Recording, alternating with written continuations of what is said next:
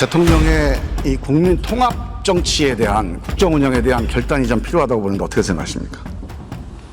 네, 대통령께서 항상 이런 그 여야를 어울러서 같이 입법도 하고 그 중요한 정책도 같이 해야 된다 하는 생각은 굉장히 강하십니다. 이 결단을 해나가는데 사실은 총리께서 역할을 하셔야 됩니다. 사실은 이러한 중대한 결단을 보좌하라고 국무총리라고 하는 국회 동의 인사를 헌법에 만든 겁니다. 그냥 대통령이 단순히 임명하는 장관들이 하기 어려워요. 국회 동의라고 하는 국민적 신임을 등에 업고 대통령에게 중대한 국정운영의 결단을 촉구하는 보좌하는 그런 자리가 총리입니다. 이 역할을 좀 숙고하셔서 이 역할을 좀 해주시기 바랍니다. 자, 지금 국정기조를 좀 전환을 해야 되는데 우리 PPT 한번 보시죠. 우리 지지율 관련된 거 뭐 우리 총리님이 하도 많이 보셔갖고 좀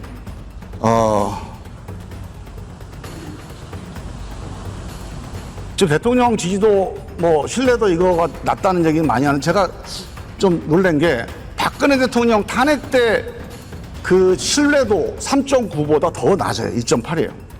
그다음에 제가 더 놀란 거는 저게 이제 시사인이라는 잡지 언론사에서 한 조사인데 이거 매번 하고 있거든요. 근데 10점 만점, 대통령 신뢰도 10점 만점 중에 0점이라고 응답한 사람이 44.6%랍니다. 저는 이게 약간 좀 심각하다. 그러니까 전체적으로 지지도가 낮은 것보다도 정말로 강력하게 이렇게 반대하고 강력하게 불신하는 사람들의 숫자가 너무 늘어나고 있다. 이런 상태면 뭘 해도 안 먹히는 상태가 됩니다. 국정불능의 상태가 돼요. 상당히 위험한 상태다. 이게 우리가 비유로 따지면 모래주머니 차고 지금 마라톤 하고 있는 거거든요. 이 모래주머니를 차고는 마라톤을 할 수가 없어요. 그래서 이걸 뭔가 변화를 해야 됩니다. 이 상태에서 좀 정상적인 국정운영이 저는 가능하다고 보지 않는데 총리께서 이 상태를 변화시키기 위한 노력, 고민, 방향 어떻게 생각하십니까? 한번 고민에 찬 말씀을 좀 해주시면 어떻겠습니까? 네. 저는 우리 의원님의 말씀에 전반적으로 동의합니다. 자, 그러면 제가 제안을 드릴 테니까 이 제안을 가지고 대통령하고 상의를 해주시고 국정기조 일대 전환에 대한 고민을 좀 해주시기 바라는데요. 이 원인부터 봐야 돼요. 이 원인이 뭐냐? 저는 기본적으로 승자독식 국정운영 이게 가장 큰 원인이라고 봐요. 48%의 지지를 받았어요. 근데 100%의 권한을 행사합니다. 왜 헌법이 그렇게 해놨죠? 48%만큼 권한을 행사하지 않고 왜 100% 권한을 대통령에게 줬을까요? 대통령이 되는 순간부터 임기가 시작되는 순간부터 지지율 48% 잊어버리고 100% 국민들을 위해서 정치해라. 모두를 위한 국정운영을 해라. 이게 헌법 정신입니다. 근데 이렇게 안 하고 있어요, 지금. 대표적으로 인사 문제 보세요. 자, 인사를 가지고 뭐 잘하니 못하니 맨날 얘기를 하는데 누가 봐도 승자 독식 인사입니다. 내가 주인이니까 내 마음대로 할게요. 우리 김문수 장관, 이진숙 위원장, 김영석 관장 이분들이 개인적으로 볼 때는 다 나름대로 뭐 의미가 있고 나름대로 훌륭한 점이 있겠죠. 적어도 대한민국 국민과 정치 야당에서 강력하게 반대하고 또 이분들이 나와서 하는 걸 보면 그 야당하고 싸우자고 지금 하는 것처럼 다 들려요. 이런 분들이 포진해 있으면 국정운영 제대로 안 된다. 이런 대결적, 편향적, 전투적 인사. 이 김문수 노동부 장관 제청하실 때 총리께서 제청을 하셨습니까? 네, 뭐 적절한 시기에 그렇게 했습니다. 이 정광훈 목사가 추천했다는 얘기가 돌고 있던데 그거 사실 아니에요? 글쎄요, 뭐 그러한 것은 이 두 분이 같은 당을 했으니까 아닙니다. 추천할 수도 있죠. 네, 그렇진 않습니다. 저는 수사감사에서도 승자 독식이에요. 야당하고 상대편은 아주 가혹하게 우리 편은 그냥 넘어가고 인사나 수사감사에서 이렇게 승자 독식으로 가면 국민통합 못합니다. 국민통합 정부로 가야 됩니다. 링컨 루즈벨트만이 아니고 독일의 전 후보였던 아데나워, 빌리 브란트, 헬무트 콜 모두가 다 자기하고 상대 진영 손잡고 위대한 업적을 남겼어요. 지난 200년 민주공화국에서 이런 단독 독임, 분열 이런 정부가 성공한 사례가 없습니다. 대한민국 위기 극복, IMF 어떻게 극복했습니까? DJP 연합,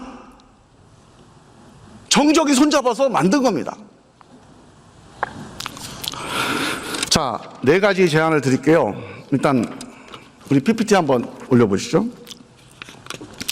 먼저 첫 단추는 국무총리를 국민통합형으로 임명해야 됩니다. 지금 우리 총리께서 사의를 표명을 하셨죠.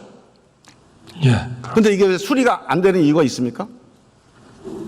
상황이 어때요 지금? 글쎄요, 대통령께서 당분간 좀 국정을 좀 잘 챙겨달라는 말씀이에요. 이제 다음 총리가 중요하겠죠. 예. 다음 총리에 대해서 이걸 꼭 대통령한테 한번 제안을 좀 하십시오. 국민통합형 국무총리가 와야 됩니다. 이 문제를 해결하는 첫 단추입니다. 이거 안 되면 모든 문제 해결 안 돼요. 자, 국민통합형 국무총리가 뭐냐? 간단해요. 우리가 지난번에 해본 겁니다. 노무현 대통령도 해본 거고 다 시도해본 거.